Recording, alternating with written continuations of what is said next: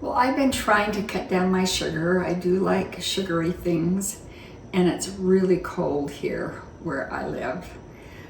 So I've been wanting a good cup of hot chocolate. And there's really quite nothing that can beat that. But I think I found something sort of close. It's not as sweet and as rich, but it's very good. So I started using just powdered milk, monk fruit, and right here I have the golden monk fruit, but I think you can use either kind, and cocoa powder.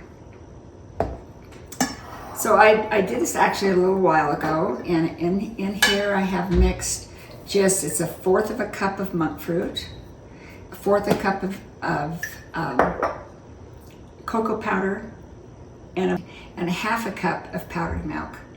And that's all that's in here. I mixed it together and I kept it in this canister. And so in a cup of hot water. Now whenever you're making either kinds of these hot chocolates or even a hot chocolate mix, always put your water in and get it hot first. It's easier to mix it in hot, and water doesn't overboil. So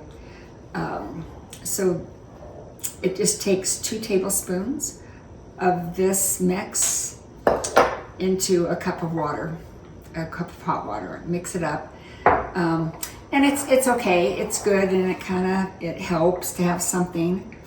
But then I noticed that if you pour milk instead of water, if you put milk, it's much better.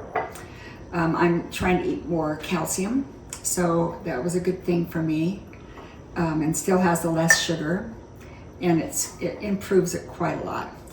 So with this, I mixed here, just whisk it in this bowl, and I'll find a canister to put it in, is just 2 cups of powdered milk, a fourth a cup of monk fruit, and a fourth of a cup of cocoa powder, and whisk that in. And what that is the cup of milk plus 2 tablespoons of this. I figure that much more milk, and you don't. So if you have powdered milk, you can have this ready and just add water.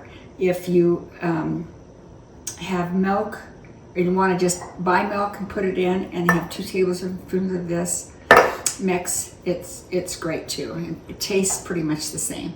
And what I do is I put it in there, and I whisk the mix together, and then I whisk the hot chocolate, especially when it's got both of them have this has a little bit of powdered milk, this has quite a lot.